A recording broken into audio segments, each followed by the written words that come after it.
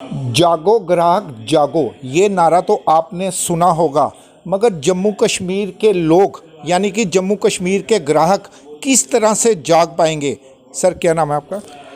राजीव भारद्वाज, संगठन मंत्री, अखिल भारतीय ग्राहक पंचायत जम्मू कश्मीर प्रांत। सर, जम्मू कश्मीर की बात करें तो जम्मू कश्मीर में ग्राहक किस तरह से जाग पाएंगे? आपका बड़ा अच्छा प्रश्न है भाई साहब। ऐसा है कि मैं समझता हूँ कि जम्मू कश्मीर में जितनी जागरूकता चाहिए उतनी जागरूकता है नहीं कश्मीर के अंदर। इसमें जागरूकता इसलिए नहीं है कि जम्मू कश्मीर के लोगों के पास काफ़ी पैसा है, वो कोई भी चीज़ में एमआरपी नहीं देखते। मगर ये भी क्वेश्चन पूछने वाला है सर, मैं आपसे पूछूंगा ख़ास कि जिस भी जैसे मेडिसिन हम ले लेते हैं, आज मेडिसिन का रेट 200 रुपया है, महीने बाद उसका रेट 220 रुपया हो जाता है। क्या एमआरपी बढ़ाने के साथ कंपनी को कहाँ से परमिशन मिलती है इसकी, जब वो एमआरपी बढ़ाती है? देखिए, आप उसको एमआरपी कह रहे हैं, मैं उसको ये कहना चाहता हूँ कि ये मन मर्जी रिटेल प्राइस है। राइट। क्योंकि कोई चेक कहीं पे है ही नहीं। आपने बात की कि 200 की दवाई अगले 220 हो जाती है। एक बहुत बड़ा नाम है मेडिसिन के अंदर, मैं नाम नहीं लूँगा, उनका एक बैच, उनका टूथपेस्ट अभी यार 60 रुपये का है तो अगली बार उनका टूथपेस्ट 65 रुपये का होता है। बिल्कुल। वैसे उनकी कोई भी आप दवाई ले लीजिए और वो आज शायद हिंदुस्तान का 8वें अमीर आदमी बन चुके हैं। मैं ये कहना चाहता हूँ कि ये जो मन मर्जी रिटेल प्राइस है, इस पर चेक लेना चाहिए। आप ये मोबाइल, इसकी कास्ट कितनी होगी आप कैलकुलेट करिए, इसमें कितना खर्चा है बनाने के लिए। मान लीजिए 2000 खर्चा आया है, 2000 खर्चे का मोबाइल आपको 2 लाख में मिल रहा है, कोई पूछता क्या?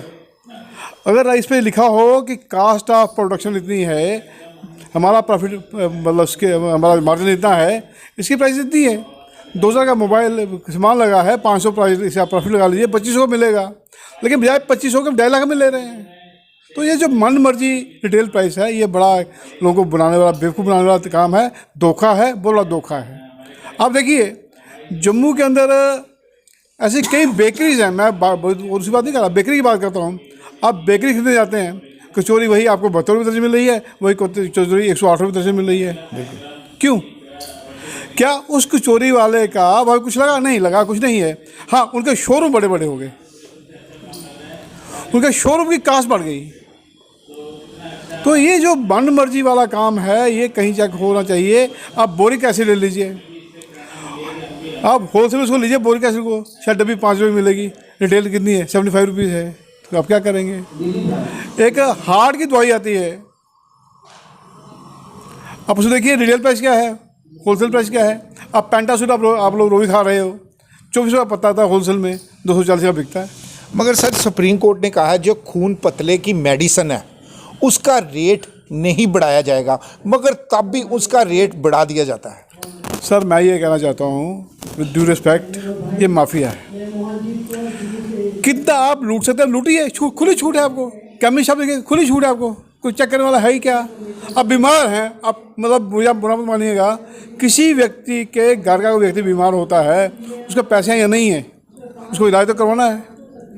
लेकिन ये माफिया उसको कितना चूस रहा है, मन शब्द जो क्या चूस रहा है, लूट नहीं रहा, चूस रहा है। तो क्या कर सकते हैं हम इसके खिलाफ हैं। इसके खिलाफ बड़ा आंदोलन है कि जो पैसे है इसको चेक करिए। हमारा ये मानना है कि आप एमआरपी की जगह पे आप कास्ट प्राइस प्लस प्रॉफिट, उसका टोटल प्राइस, सेलिंग प्राइस देखिए। सर, अभी आप जो अवेयरनेस कर रहे हो आम पब्लिक में, ग्राहक आपकी कौन सी संस्था है? अखिल भारतीय ग्राहक पंचायत। अखिल भारतीय ग्राहक पंचायत, ये रजिस्टर्ड है मुझे लगता है कि 1975 से। नहीं, ये 1974 से रजिस्टर्ड है, 1974 से। और जो हम लोग 98 से काम कर रहे हैं। अच्छा। लेकिन अभी थोड़ी सी हमने काम को और गति दी है। अभी जम्मू के लगभग 8 जिलों में हमारा काम शुरू हो गया है। अपने कार्यकर्ता वहाँ से इस बैठक में भी आए हुए हैं। और ये जो अपना क्षेत्रीय अभ्यास वर्ग हमारा है, इसमें चंडीगढ़, दिल्ली, हरियाणा, पंजाब, हिमाचल से कार्यकर्ता आए हुए हैं। जम्मू कश्मीर कार्यकर्ता हैं ही हैं, सब इसमें भाग ले रहे हैं। यहाँ पे लोगों को हम ये ट्रेंड कर रहे हैं कि किस प्रकार से आपने इस ग्राहक पंचायत के कार्य को एक आंदोलन के रूप में लेना है।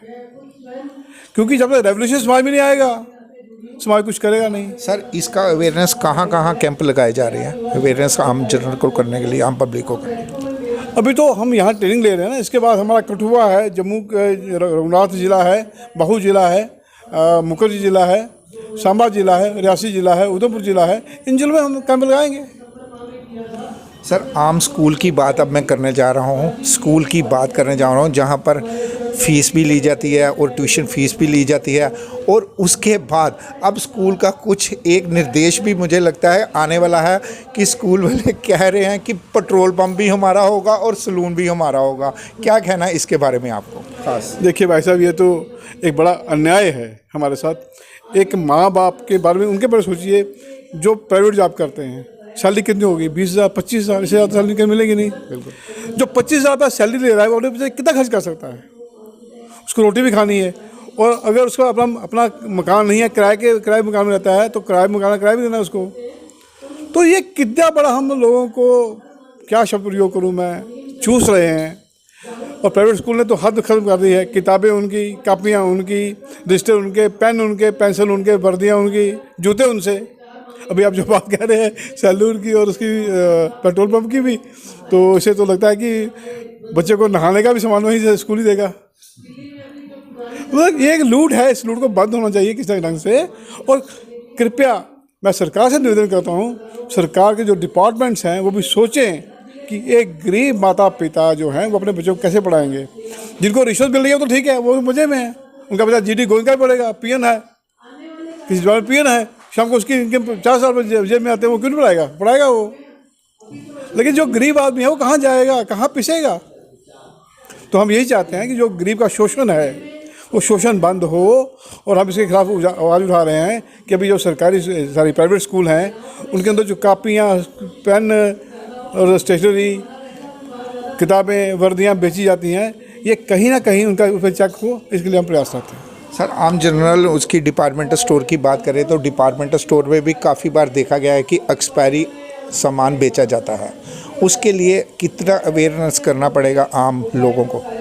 देखिए, बहुत बढ़िया प्रश्न आपने किया है। एक्सपायरी डेट हम लोग देखते ही नहीं हैं। मेरा छोटा पोता है 8 साल का। बिल्कुल, हम एक्सपायरी डेट देख लेंगे, मगर जो छोटे बच्चे कोल्ड ड्रिंक लेने जाते हैं, बिस्कुट लेने जाते हैं, वो कहाँ एक्सपायरी डेट पर? मैं वही कह रहा हूँ, मैं वही कह रहा था। मेरा 8 साल का पोता है, वो केसी इंटरेस्ट में पढ़ता है, वो कोई भी चीज़ बिना एक्सपायरी डेट देखे नहीं लेता। बिल्कुल, 8 साल का बच्चा है वो। लेकिन ये भावना हमारे अंदर डेवलप नहीं हो पाई।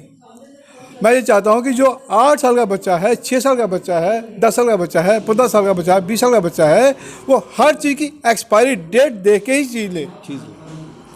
क्योंकि दुकानदार तो कुछ भी करेगा आपके लिए, वो चाहेगा कि आपको स्वाद भी दे दिया तो पैसे ले लिए जाए आपसे। लेकिन ये हमारा फ़र्ज बनता है कि हम कोई भी चीज़ लेने से पहले एक्सपायरी डेट देखें, उसके बाद चीज़ को। हमने जनरल देखा है कि यहाँ मिठाई की शॉप होगी या डिपार्टमेंटल स्टोर होगा, उसके बीच कुछ ना कुछ निकलता है। कभी देखा जाए तो कोई कीड़ा निकल जाता है, कभी देखा जाए कोई कोड़ गिल्ली वगैरह कुछ भी निकल जाता है, मगर उसके लिए आपकी संस्था कितना आम लोगों की सहायता करेगी? बड़ा दुखदाई है ये। हम लोग बड़ी दुकानों के नाम पे जाते हैं, जो 10 रुपये का समोसा है हम 25 का 30 का खरीद रहे हैं। किस लिए खरीदते हैं? कि बड़ी दुकान है, अच्छा मिलेगा। लेकिन अच्छी दुकानदारी हमसे धोखा करते हैं। मैं अभी एक नामी दुकानदार जम्मू का, उनके समोसे के अंदर कीड़े मिले थे। एक बार मैंने उनकी दुकान सामान मंगाया, उसमें फंगस लगी हुई थी। मैं डब्बा ले गया, उनका डब्बा रख दीजिए, दूसरा डब्बा ले लीजिए। मतलब ये कहीं ना कहीं तो चेक करना पड़ेगा, और हमारी सेहत के साथ खिलवाड़ ये करते हैं, इसके लिए तो बड़े दोषी हैं, ये पापी हैं ये लोग। जम्मू कश्मीर की कंज्यूमर जितने भी हैं वो आपको कंप्लेंट कर सकते हैं कि देखो हमारे दुकानदार ये कर रहे हैं। हमारा काम यही है, हम यही चाहते हैं कि अधिक से अधिक लोग कंप्लेंट्स हमारे पास करें। मैं आपको एक बात बताता हूँ छोटी सी, शायद रेलिवेंस है या नहीं है मैं नहीं कह सकता। हमारे एक मित्र हैं, उन्होंने वर्कशॉप से अपनी गाड़ी ठीक कराई, उनका इंश्योरेंस था। जो पेमेंट बनी, पेमेंट देके गाड़ी लेके घर आ गए। वो 3 दिन बाद उनको फ़ोन आया कि आप हमें 35,000 रुपये और दीजिए। तो उन्होंने कहा किस बात का देना है? जी इंश्योरेंस का जो नो क्लेम बोनस था, नो क्लेम बोनस, वो हमने उस पर नहीं लिखा था। तो मेरे पास आए, तो मैंने फ़ोन किया वर्कशॉप के मैनेजर साहब को। तो मैंने कहा जी भाई साहब किस बात के पैसे मांग रहे हैं आप? उनका कहना था कि ऐसा है जी, वो उस पर नो क्लेम बोनस नहीं लिखा था, तो इसलिए वो गलती हुई है। तो हमारी गलती किसके एंड पे है? गलती ग्राहक के एंड पे है कि आपके एंड पे है? अरे गलती आपके एंड पे है तो ग्राहक उसका मतलब भुगतान क्यों करे, क्यों जुर्माना भुगते उसका? तो मैंने उनको ये कहा कि आप जिस कंपनी का इंश्योरेंस है उसके मैनेजर साहब और उनके जीएम साहब टर्म्स एंड कंडीशन पॉलिसी की लेके हमारे पास आइए, हम आपसे बात करना चाहते हैं। हमारे एक फ़ोन के बाद दोबारा उनके पास फ़ोन नहीं आया। तो कहने का अर्थ ये है कि जब हम लोग जागरूक होंगे, जब समाज जागेगा तो ये सब बंद होगा। समाज को जागना पड़ेगा और ग्राहक को अपने हितों के अधिकार के लिए लड़ना पड़ेगा। बहुत बहुत शुक्रिया। ये थे हमारे साथ ग्राम पंचायत अधिकारी, कुछ लोग जिनका कहना है साफ तौर पे कि जब भी कोई डिपार्टमेंटल या कहीं से भी सामान ले, आपको उसकी एक्सपायरी डेट जान लेनी चाहिए। अगर एक्सपायरी डेट निकलती है तो वो ग्राम पंचायत अधिकारियों को कांटेक्ट भी कर सकते हैं। दीजिए इजाज़त मुझे और मेरी सभी टीम को। देखते रहिए वीडियो जर्नलिस्ट निखिल बख्शी के साथ मैं विकास गुप्ता, यंग बाइट जम्मू।